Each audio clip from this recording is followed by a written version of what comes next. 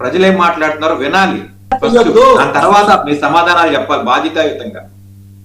ఎవడో గౌరవిస్తేనో, ఎవడో మా పరువు తీయాలని ప్రవర్తిస్తేనో, మీ పరువు తీయాలని ప్రవర్తిస్తేనో పోయేది కాదు.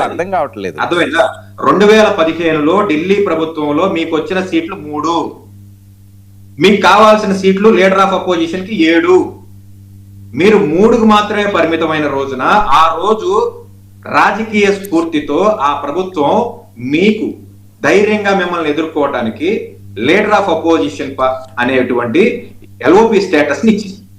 ఈ రోజు ఈ రాష్ట్ర ప్రభుత్వంలో 11 సీట్లు వచ్చినటువంటి జగన్మోహన్ రెడ్డికి LOP స్టేటస్ ఇవ్వటానికి మీకు ఉన్నటువంటి ప్రాబ్లం ఏంటనేది మీరు ప్రభుత్వానికి పరంగా చెప్పండి. ఎందుకంటే స్టేట్ లోనే మీరు అర్థం చేసుకోరేంటి, మీరు అర్థం చేసుకోండి.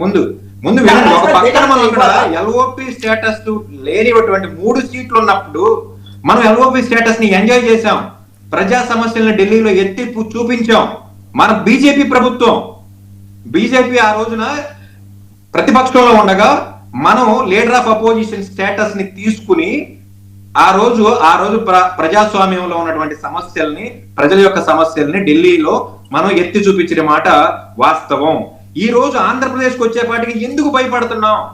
జగన్మోహన్ రెడ్డి రాడు, పాత్రికేయుల్ని ఫేస్ చేయండి, పాత్రికేయుల్ని ఫేస్ చేస్తే లీడర్ ఆఫ్ అపోజిషన్ ఇస్తారా? అదన్నా చెప్పండి. జగన్మోహన్ రెడ్డి అదన్నా చెప్పండి. వాస్తవంగా మాట్లాడాల్సింది ఎవరు? పాత్రికేయులు మాట్లాడాలి. మీకెందుకు వ్యవహారం? ఒక పక్కన మీరు ఎంజాయ్ చేసినటువంటి స్టేటస్ ని ఇవ్వటానికి మీకు వచ్చినటువంటి ఇబ్బంది ఏంటి? మీరు జగన్మోహన్ రెడ్డి రావాలి, రాడు చెప్పాడు కదా రాడని. మీ దగ్గర స్పీకర్ గారి దగ్గర ఒక అధికారం ఉంది, రాని వాడిని బర్తరఫ్ చేయొచ్చు. ఆ జగన్మోహన్ రెడ్డి అయినా ఎవరినైనా. పోనీ అదన్నా చేయండి.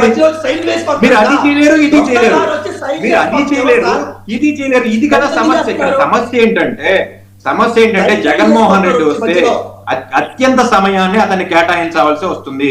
LOP స్టేటస్ ఇస్తే ఎక్కువ సమయాన్ని అతనికి కేటాయించవలసి వస్తుంది. అతను ఏలుముద్ర మాజీ ముఖ్యమంత్రి కాదు, is an educated X CM. అతను వస్తే అతను కంప్లీట్ డేటాతో వస్తున్నాడు. ఈ రోజు కంప్లీట్ డేటాతో వచ్చి, అయ్యా నువ్వు చేసింది ఇది, నేను చేసింది ఇది, ఇప్పుడు నువ్వు చేస్తున్నది ఇది అని చెప్పి డేటాతో మీకు సమాధానాలు చెప్తున్నాడు. కాబట్టి మీకు ఇదే ఇబ్బంది.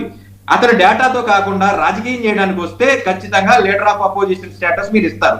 ఎందుకంటే ఒక చోట మనం తీసుకుని ఎంజాయ్ చేశాం కదా 5 సంవత్సరాల పాటు, ఇక్కడ ఇవ్వడానికి వచ్చిన రోగం ఏంటని చెప్పి మాలాంటి వాళ్ళందరూ అడుగుతున్నాం.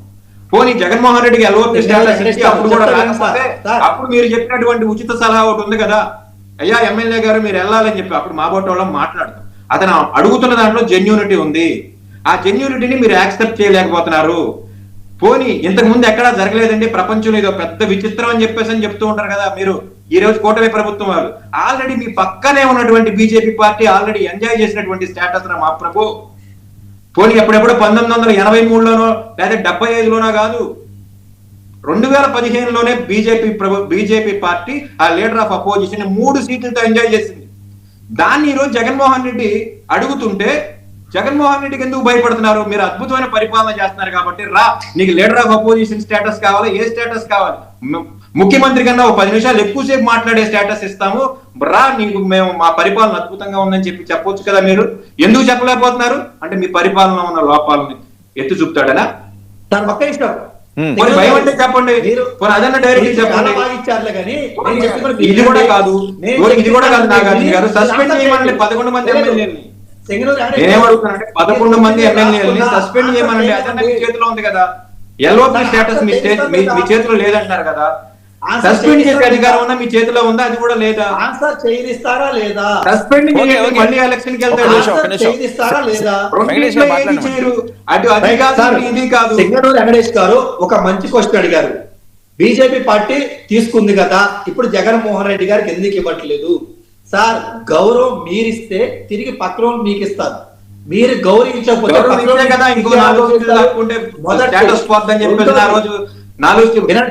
చాలా మంది ఎమ్మెల్యేలు 23 మంది ఎమ్మెల్యేలు మంత్రి పదవులు ఇచ్చినటువంటి ప్రభుత్వం గతంలో మనం చూసాం కదా. నాగార్జున ఎందుకు ఆ మాట మాట్లాడతావు? జగన్మోహన్ రెడ్డి ఆ రోజు నేను ఒక చిటికేస్తే 4 సీట్లు స్టేటస్ తప్పు నేను చేయనని చెప్పాడు కదా. సమాజం మొత్తం తెలుసుందని మళ్ళీ అబద్ధాలు చెప్పాలంటే ఎలాగా? సెకండ్ గారు మేమంత తప్పులు చేస్తంటే జగన్మోహన్ రెడ్డి గారి ముందు 2 ఆప్షన్స్ ఉన్నాయి. ఏంది? ఆయన యొక్క 11 మంది ఎమ్మెల్యే టైం మొత్తం ఆయన తీసుకొని ప్రభుత్వంలో ఉంది జగన్మోహన్ రెడ్డి కాదు స్వామి. అది ఇష్టం లేదా? మీ ముందు ఎన్ని ఆప్షన్స్ ఉన్నాయో అవి వాడుకోకుండా జగన్మోహన్ రెడ్డి ముందు ఆప్షన్స్ పెడతానంటారు. ఇదేం తెలియదు బాబు. సార్ వినండి, ప్రభుత్వంలో ఉన్నది మీరు, ఆప్షన్స్ ఇవ్వాల్సింది మీరు.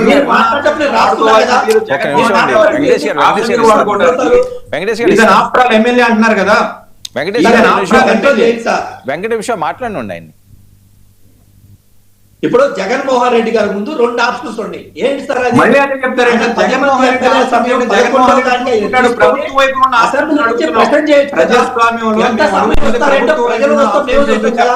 అది ఏం చేయరు. పాయింట్ నెంబర్ 1 మీ దగ్గర ఉన్న 2 ఆప్షన్స్ ఎల్ఓపి స్టేటస్ ఇవ్వడం లేదా బర్త్ అదే కదా. జగన్మోహన్ రెడ్డి గారి దగ్గర వజ్రాయుధం ఒకటి ఉంది. జగన్మోహన్ రెడ్డి గారి దగ్గర వజ్రాయుధం ఒకటి ఉంది. దాన్ని ఇంప్లిమెంట్ చేయమని చెప్పండి. ఏంటా వజ్రాయుధం? బొత్స సత్యనారాయణ గారిని రాజీనామా చేయించి ఆ ఎమ్మెల్సీ సీట్లో ఈయన గెలిచి ఈయన లీడర్ అపోజిషన్ లీడర్ తీసుకోమని చెప్పి ఆ యుద్ధం చేయమని చెప్పండి. అదొక ఆప్షన్ ఉంది కదా. ఆయన ఎందుకు చేయట్లా మరి? ఆయన ఈ యుద్ధం ఎందుకు చేయట్లా?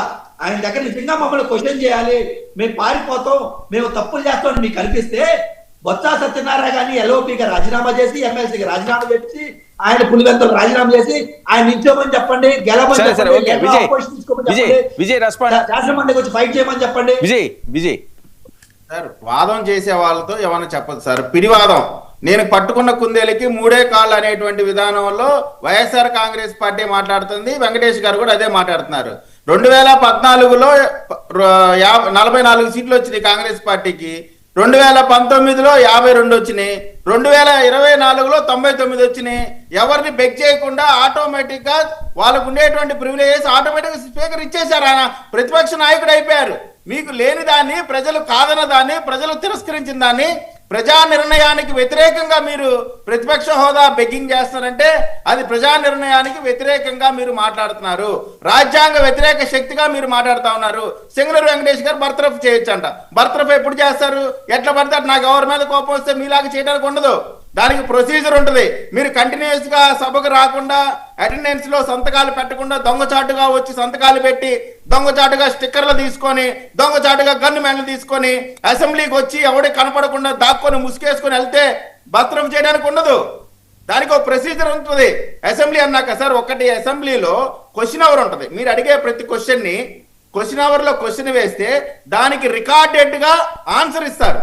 ఖచ్చితంగా ఇచ్చి తీరాల్సిందే. మీకు 11 ఉన్నా, 1 ఉన్నా, 20 ఉన్నా ఆన్సర్ అయితే ఇవ్వాల్సిందే కదా. దాన్ని ఉపయోగించుకోరు. ప్రభుత్వం దగ్గర నుంచి వాళ్ళు ఆన్సర్ తీసుకోవడానికి ప్రయత్నం చేయరు రికార్డెడ్ గా. 2, వాళ్ళు 0 అవర్ ఉంటుంది, అడ్జర్న్మెంట్ మోషన్స్ ఉంటాయి, రకరకాలైన ఆప్షన్స్ ఉంటాయి. ఒక విషయం విజయ్, మీరు ఎన్ని చేసినా ఆయన బయట వచ్చి ప్రెస్ మీట్ పెడితే మొత్తం డైవర్షన్ అంతా అటే వెళ్తున్నదట. ఏ డైవర్షన్ సార్? ఏ డైవర్షన్? ప్రజల డైవర్షన్ అంతా ప్రభుత్వం పైన ఉంది. వాళ్ళకుండే డైవర్షన్ అంతా గంజాయి బ్యాచ్ తప్ప ఏముండదు. వాళ్ళు చేసేటువంటి ప్రతి ఓదార్పు యాత్రకి 2 3 లేపేయటం లేదు. వాళ్ళ పార్టీకి సంబంధించినటువంటి కార్యకర్తలు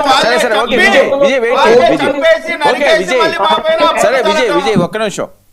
ఏంటి చిన్నప్పరెడ్డి గారు?